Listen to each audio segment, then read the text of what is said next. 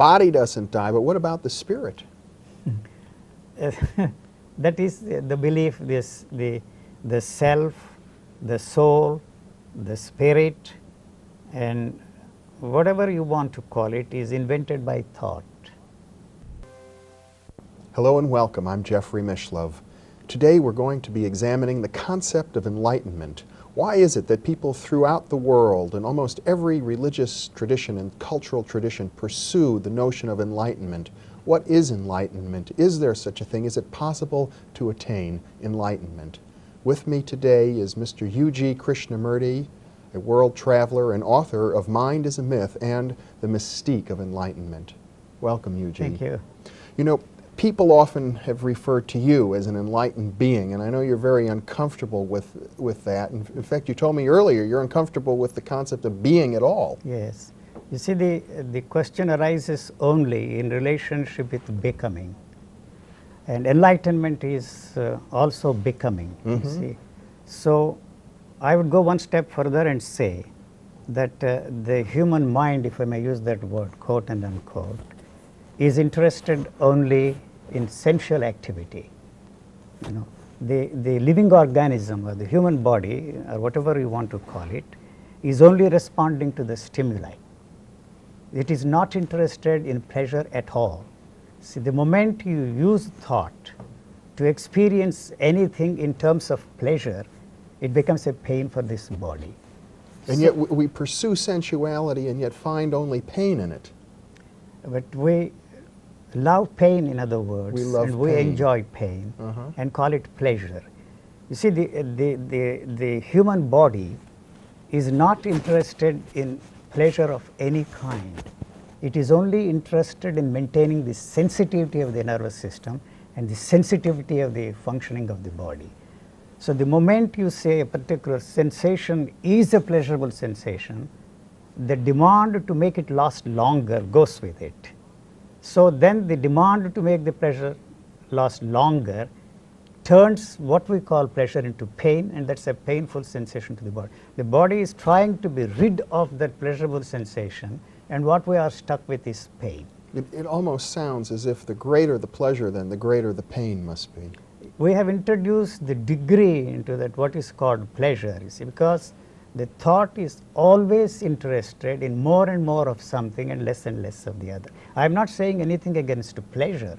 See, the moment you use thought as an instrument to have pleasure, we have there created a problem. Since man has realized, since I don't like to use the word man or a human being or in general terms, the average man, see, that man is you and I sitting here.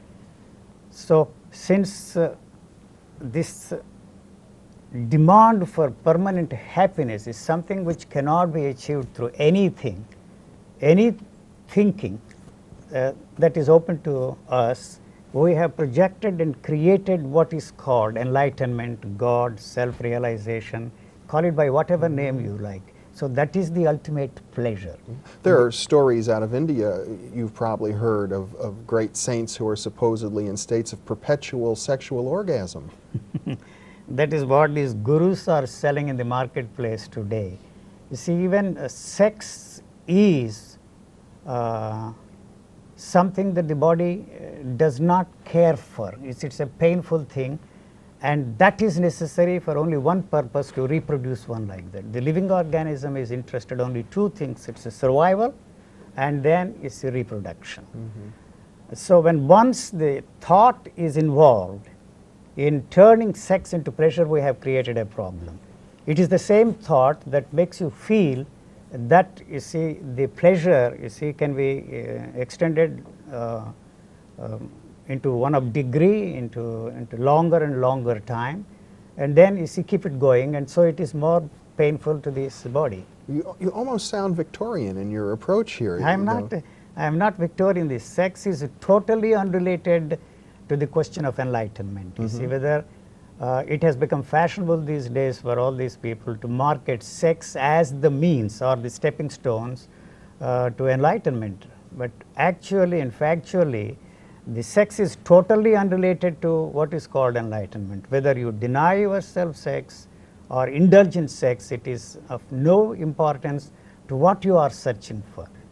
But in a culture where you see the denial of sex is maintained as a sine qua non or an essential thing for your spiritual goal, unfortunately, the gurus in the marketplace who are selling that enlightenment invented this thing called this tantric experience, and use that as a means to achieve your spiritual goal. Right, it's either tantric here or abstinence there, and what you're saying Both is are the same, they are totally unrelated to the question of enlightenment. When once you see the question of enlightenment or the demand for an enlightenment is freed from sex totally, either as a means to it or the denial of it as a means to it, we can look at it in a different way and ask the question, is there any such thing as enlightenment at all? We have accepted, taken for granted that there is such a thing as enlightenment, but we never questioned that, because when once you question the whole idea of enlightenment, or as you put it, the concept of enlightenment, we are questioning the teachers who have talked about it, and we have invested our tremendous faith in them. So the sentiment comes into the picture, and we accept that as a gospel truth. Well, yes, we have this notion of the great sages of antiquity in many different cultures have written and talked about higher states of consciousness and enlightenment. That is true, but I am questioning the very consciousness itself. Is there any such thing as consciousness? That is my question. So you become conscious of yourself and the world around you only through the help of the knowledge that is given to us by these so-called sages, saints and saviors of mankind. So is it possible for you to be conscious of anything without the help of that knowledge? So we have to question the very thing that we have taken for granted. We are very naive and to accept it, and then you see spend the whole lifetime in search of whatever you want to have, it enlightenment, God realization, self-realization, or what you have. In other words, it seems as if there's a paradox here, because on the one hand, our consciousness, it seems as if it leads us to question the tradition, the so-called truths that are handed down to us, and you're saying, but without that tradition, without those truths, we would have no consciousness. You know, that is part of the structure of our thinking. You see, unfortunately, the thought has divided itself into two, and created, you see, this duality or the neurotic situation for us. The whole culture teaches us that you should not compete. Competition is to be eschewed. Ambition is something which you should not, you see, have. Spiritual teachings tend to say this. Spiritual teachings, yes, always. I mean, certainly in athletics and in capitalism, there is this sense of competition. That you should be free from ambition, you should be free from greed, you should be free from this, that and the other. But at the same time, ambition is absolutely necessary for survival in the society in which we are functioning today. So it is that has created the neurotic situation for us. We want pleasure, and at the same time we know that the pleasure is giving us pain. So the demand for permanence is the basic demand of thought. It is interested in permanence. The permanence not of this living organism, but the permanence of the continuity of thought. So the body knows in a way that it is permanent. You see, not in the sense in which we know that this is permanent, that is not permanent, but that knowledge is of a peculiar kind that it knows it is permanent. So it is not interested in the idea that this is coming to an end one day, you see. So the one that is involved in this pleasure movement is the one that is asking the question, what will happen to this living organism when it dies? You see, for the body there is no such thing as death at all. So because it has no way of experiencing the fact that it is alive at this moment and that it is dead after 60, 70, 80 or 100 years at all. Are you saying then that the body doesn't die, but what about the spirit?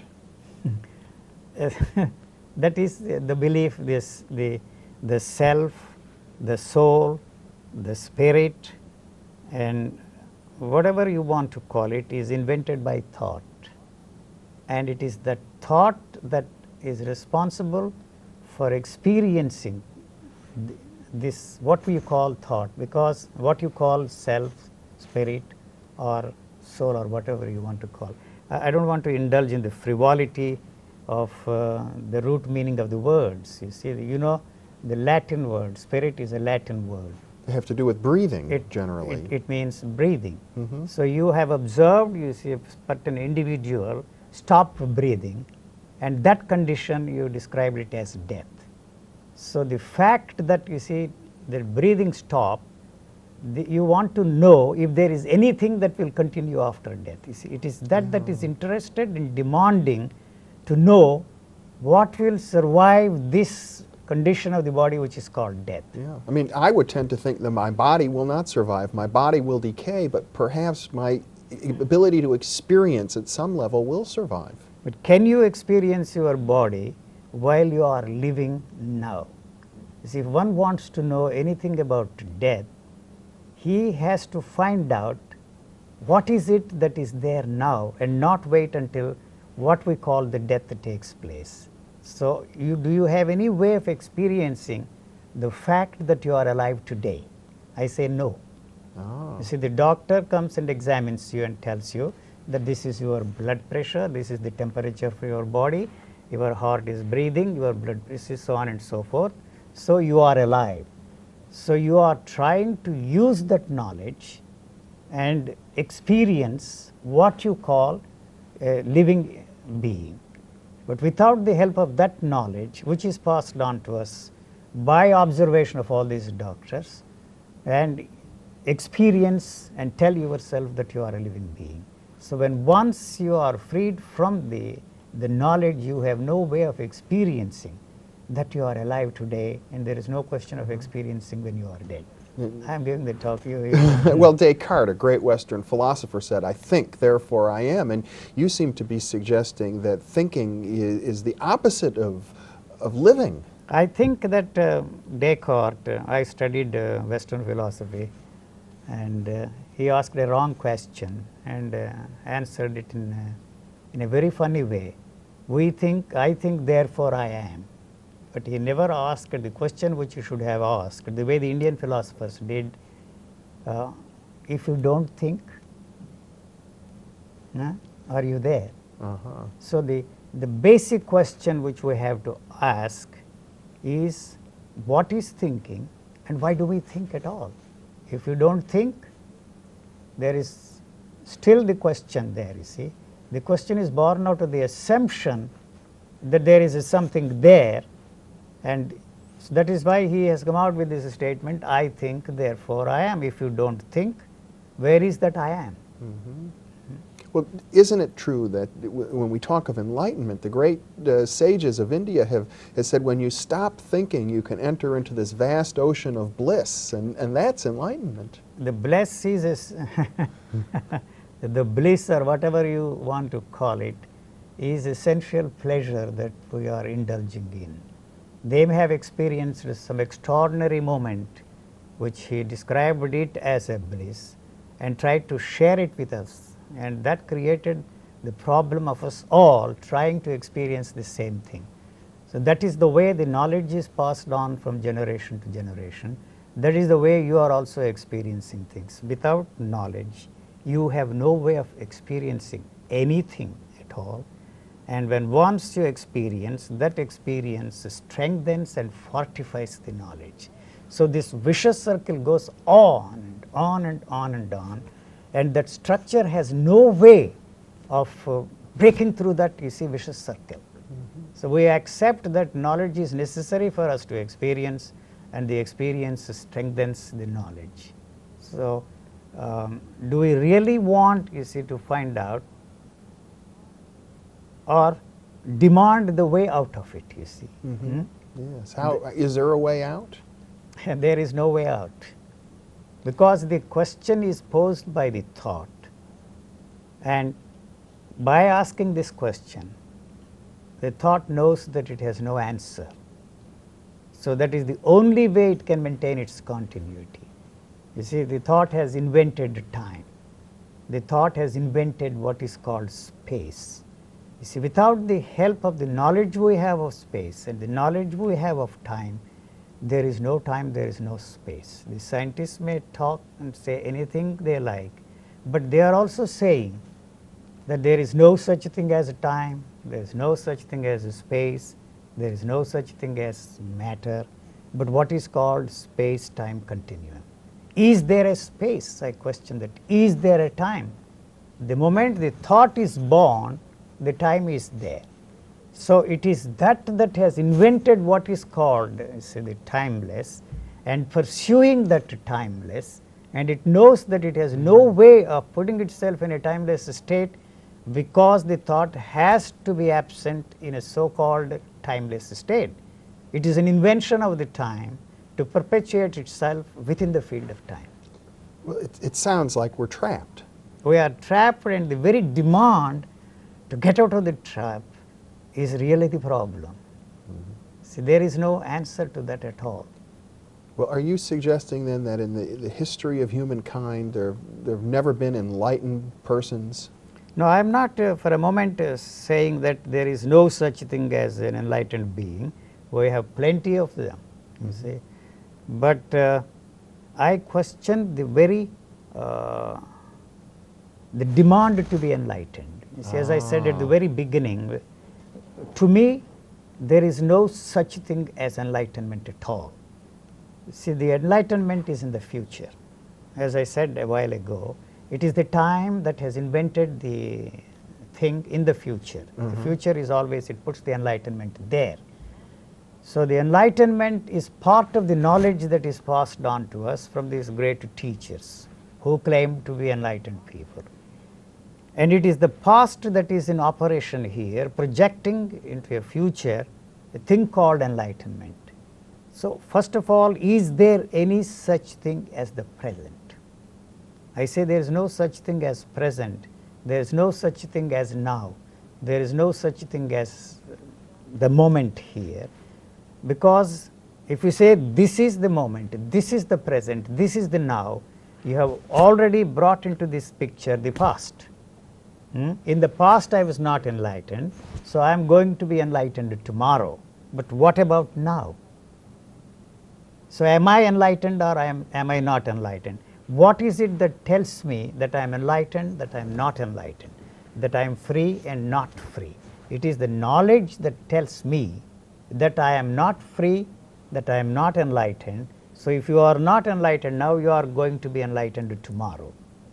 I don't know if I make myself clear. There's a paradox here somehow, because I guess it strikes me that if one is really enlightened, there's a transcending of space and time, so that if one is enlightened, it's always there. So that, assuming for a moment that there is an enlightened being, yes, he has no way of telling himself that he is an enlightened man, and there is no question of his trying to enlighten others. I mean, as soon as I say I am enlightened, I've already come back. The knowledge about enlightenment passed on to us from generations tells you that you are an enlightened man. You see, so then naturally you want to enlighten others. So it is a petty little experience which has become possible for me through the help of this thought. So what I experience and call an enlightenment is a thought-induced experience and not really an enlightenment at all. You mean every description of enlightenment is essentially an illusion? Why are we concerned about enlightenment at all? Well, it seems like a way out. Yeah, what else is there to do? The way out, you see. So you are putting off the problem to a future date. What I am suggesting is that there are no problems at all. You see, what we are stuck with is the solutions offered to us by the people who you think and I think are in the know of things, that they have the right solutions for the problems. But those solutions have not helped us to resolve our problems. But somehow we are caught up in this field of time, and time is a hope. You see, it tells us that by repeating the same thing over and over again, you will be able to solve this problem. So these solutions have not helped us to solve the problems at all, we are looking here and there and everywhere to find out somebody who can offer us another solution to solve our problems. But what one who is interested to resolve the problem must be ready to brush aside, you see, all the solutions offered by these saints, sages and saviors of mankind in the past and in the present and yet to be unborn.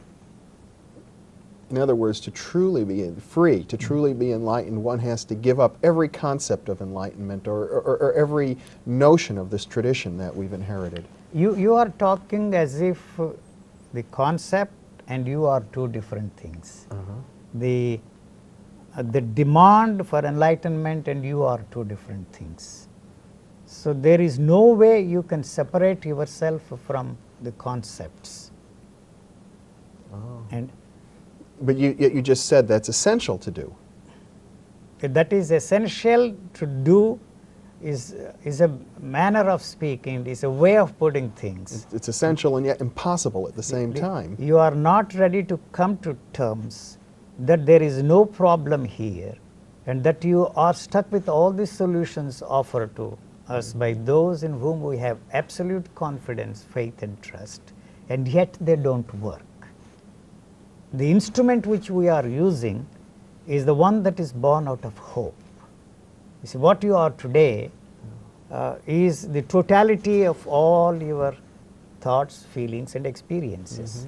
That instrument is the only instrument we have, and it is a very powerful instrument. That instrument has helped us to achieve whatever we have achieved so far today. So we are not ready to discard that instrument, and at the same time we know that understanding through the help of that instrument has not helped us to resolve our problems at all.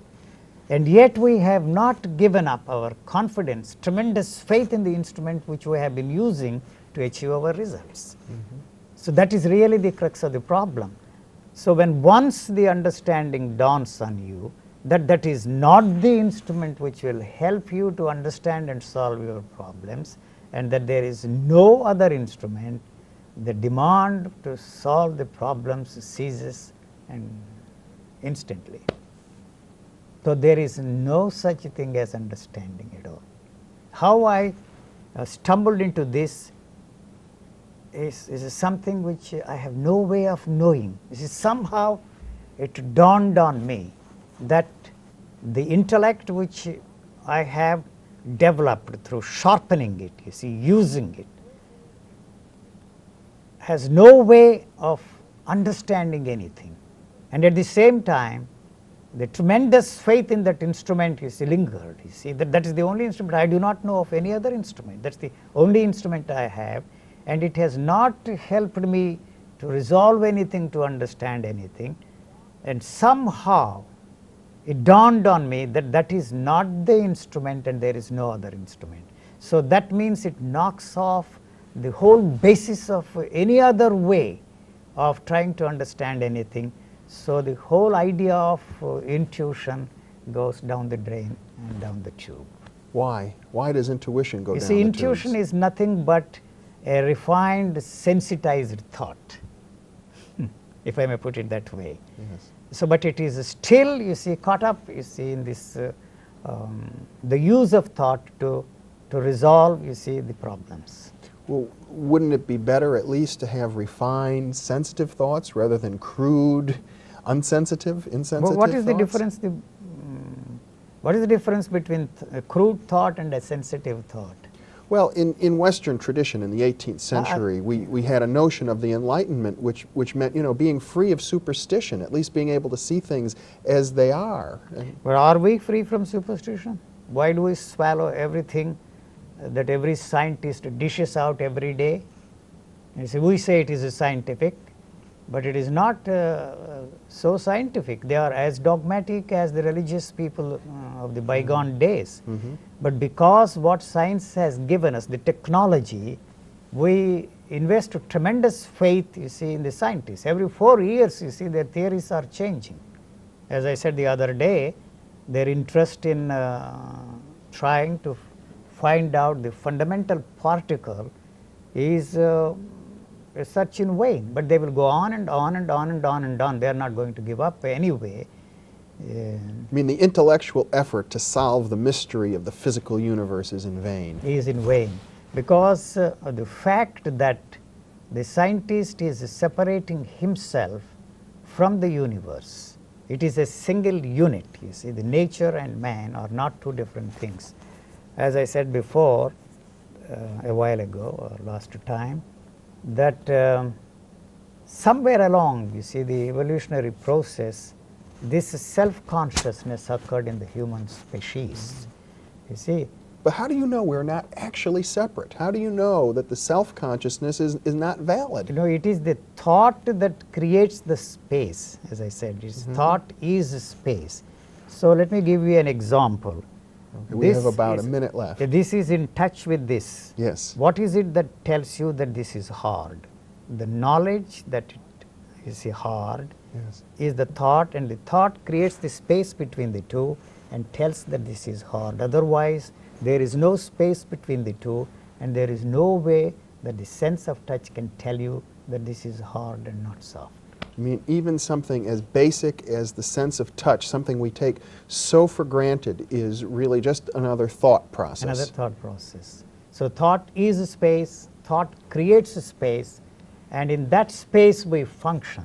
So the space is something which can never be experienced by thought. We're trapped in our own thoughts, and our thoughts can never really even see themselves. It has no way of looking at itself. You see, what you see there, the very question, is there a thought, or the interest, the demand to look at thought is created by thought. So what you see there is about thought and not thought itself. Yuji Krishnamurti, thank you very much for being with me. It's been a pleasure. Thank you. And thank you very much for being with us.